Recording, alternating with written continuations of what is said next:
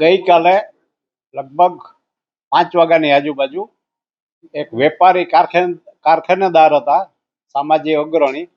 એનો મારી ઉપર ફોન આવ્યો કે મારે ત્યાં કોઈ સરકારી અધિકારી આવ્યા છે અને મારી ફેક્ટરીમાં કંઈક ચેક કરે છે અને હેરાનગતિ છે, મુશ્કેલી છે, જરા તમે મને મદદ કરો.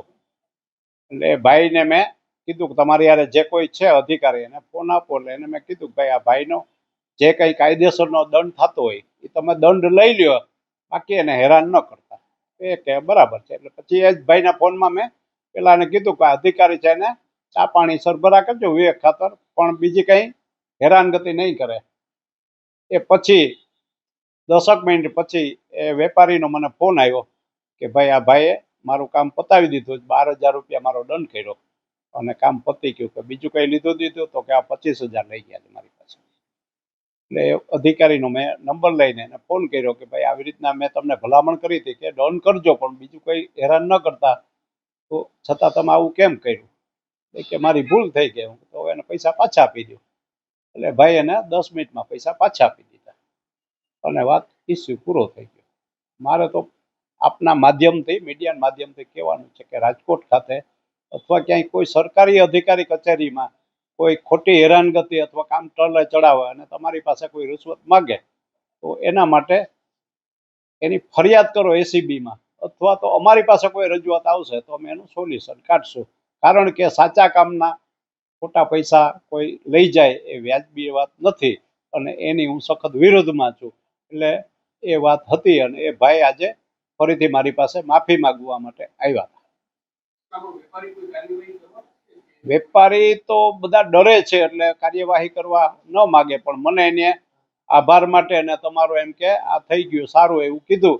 પણ મારે ખરેખર સૌ અપીલ કરવી પ્રજા, વેપારી, ઉદ્યોગપતિને કે બધા લોકો બહાર આવે અને જેને ખોટી હેરાનગતિ થતી હોય એ દૂર કરવા માટે અમારા જેવા લોકોનો પણ સહયોગ લે અને સૌરાષ્ટ્ર ગુજરાતમાં, રાજકોટમાં ધંધાનો વિકાસ થાય, ઉદ્યોગપતિને પ્રોત્સાહન મળે અને મોદી સાહેબની જે નેમ છે કે સૌરાષ્ટ્રમાં પણ, રાજકોટમાં ધબધબતું રહે ઔદ્યોગિક રીતે, બધી રીતે સલામત, એના માટેની જે કોઈ બાબતો હોય એમાં અમે જાગૃત સંસદ સભ્ય તરીકે પબ્લિકને અથવા તો ઉદ્યોગપતિઓને મદદ કરવા રમેશ તૈયાર છે. હું એમના મિનિસ્ટરને જાણ કરીશ કે ભાઈ આ અધિકારી છે ને આવું કરે છે, તો તમે એના માટે પગલાં લેજો. એ તો સ્વાભાવિક છે, કરવી જ જોઈએ ને, તો જ ખબર પડે ઉપર કે આ લોકો ગુજરાત સરકારનું કે નામ બગાડે છે પોતાના નિજી સ્વાર્થ માટે.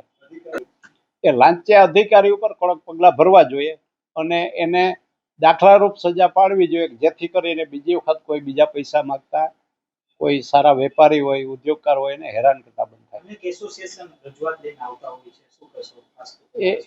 એસોસિએશન વાળા જે રજૂઆત આવે છે, માનો જીબી વાળા બીજા કોઈ આવે તો એને અમે ન્યાય આપીએ જે તે ખાતાના ઉચ્ચ અધિકારીને, અથવા તો લગતા વખતા મંત્રીશ્રીઓને અમે જાણ કરતા હોય એના પ્રશ્નનું સોલ્યુશન થતું હોય છે. રામભાઈ, તમે બીજા સાંસદ છો, પહેલા મનસુખભાઈ વસાવાએ પણ આવા આક્ષેપો કર્યા છે, ભ્રષ્ટાચાર વારંવાર અધિકારીઓ કરે છે, અધિકારીઓ સાંસદોનું નેતાનું માનતા નથી. હવે બીજી વાર આ પ્રકારની ઘટના તમે તો રૂબરૂ આ પકડી છે આવી ઘટના, એટલે ભ્રષ્ટાચાર થઈ રહ્યો છે એવું ક્યાંક માનો છો તમે?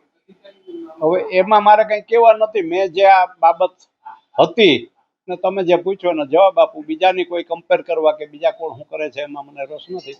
પણ મારી પાસે જે રજૂઆત આવી એનું મેં સોલ્યુશન કાઢ્યું ને એ સોલ્યુશન કાઢવું જરૂરી છે કે ઉદ્યોગપતિઓ છે કે નાના વેપારી છે ખોટી રીતે દંડાય નહીં.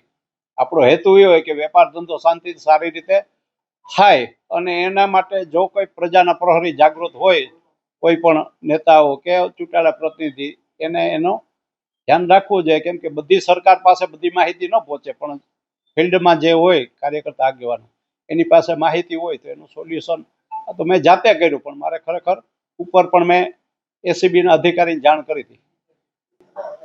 અધિકારી તો એ મને ફોન આવ્યો હતો કે હું તમને મળવા માંગુ, કે 11 વાગ્યા પછી આવજો ઓફિસમાં. એટલે આવ્યા ને તમે આવ્યા એટલે એ ભાગી ગયા. નામ તો ખબર નથી, પણ એ તોલમાપના કે એવા કોઈ ખાતા હતું.